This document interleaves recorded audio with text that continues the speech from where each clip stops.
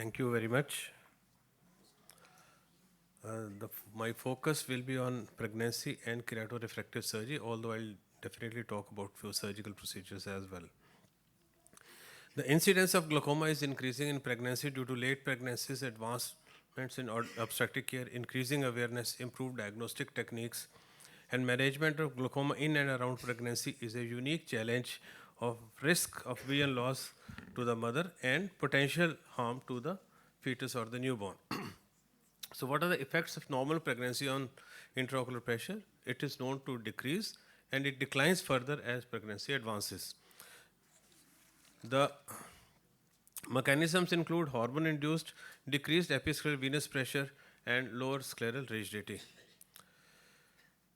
The drugs have been classified by FDA into various categories. I think this doesn't need any elaboration. Prostaglandin analogs are oxytocic and they increase uterine contractions and they have been reported to cause abortions in animals.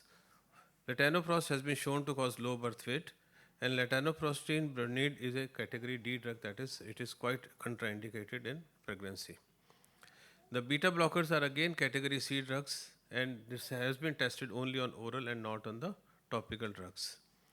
But they can be considered as safe in the first line in pregnancy. The systemic use of beta blockers close to delivery may result in certain defects which has not been studied for the topical use. So the preferred formulation is in the gel formation because it doesn't lead to systemic absorption. Brimonidine is the only drug, anti-glaucoma drug, which is a category B drug, which is considered safest in pregnancy. However, it crosses the blood-brain barrier and hence can cause CNS depression and apnea in newborn and possibly secreted in breast milk, so it is contraindicated in late pregnancy and in lactation.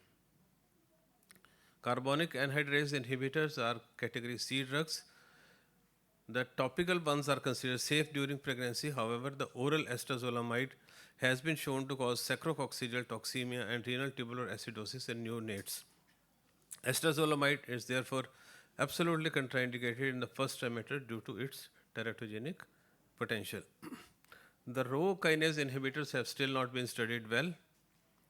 Pilocarpine also doesn't have any definitive, positive or negative thing reported till now. The preference is the first trimester is the brimonidine, safest option. Second is beta blocker and carbonic anhydrase inhibitors. Second trimester, brimonidine is the first drug. Again, beta blockers, brinzolamide, PG analogs, and pilocarpine may also be used. In third trimester, topical carbonic anhydrase inhibitors become the first line, followed by beta blockers and brimonidine. Brimonidine should be discontinued close to the end of pregnancy. Topical carbonic anhydrase inhibitors are optimal drugs for this time. Postpartum and lactation, beta blockers are and carbonic anhydrase inhibitors are certified safe, but brimonidine is contraindicated as informed already. Role of lasers. SLT and ALT are equally effective and can be used in all trimesters and probably is the best treatment during pregnancy. The micro disruptions in selective laser trabeculoplasty, they do not spread to the surrounding area and hence is considered better than argon laser trabeculoplasty. Procedure can be repeated as already said by my previous speakers. Surgical treatment, the challenges are problem with anesthesia, positioning of surgery and potential risk of antimetabolites and the management in the postoperative complications. And it is best done during second trimester if it has not been done before planning the pregnancy. The anesthesia concerns are the altered maternal physiology which exposes both mother and fetus to the high risk in case of general anesthesia. However, most local anesthetics are safe. So, we are used to doing full stomach cataract surgeries. Please avoid this in case the patient is pregnant. The filtering surgery is relatively high risk of failure due to young age, physiological changes during pregnancy, and because antimetabolite usage is strictly contraindicated. So Ologen is no more available. Releasable sutures are a good option, and MIGS is one thing which can be tried during pregnancy. And walled glaucoma devices drainage are reasonable alternative to treat refractory glaucoma. The post-operative precautions, cephalosporins and penicillin group are safer than the fluoroquinolones. Hometropine can be used better than tropicamide. Punctal occlusion should be advised for topical drops, and ointments and gel are preferred to minimize the systemic absorption. Thus, to summarize this, frequency of glaucoma on pregnancy is on the rise. Physicians should initiate discussion with the woman of childbearing age requiring medication for the treatment of glaucoma, and multidisciplinary approach is important. Laser trabeculoplasties are the best form of treatment.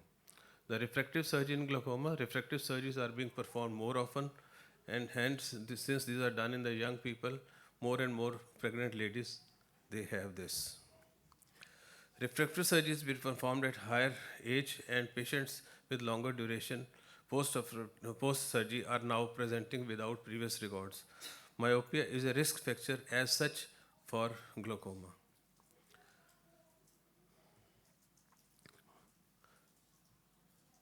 Post-keratorefractive surgery, the first challenge is the measurement of the intraocular pressure.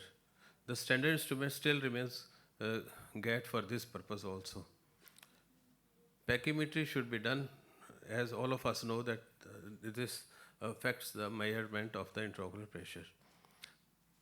Why these slides are moving automatically, I don't know.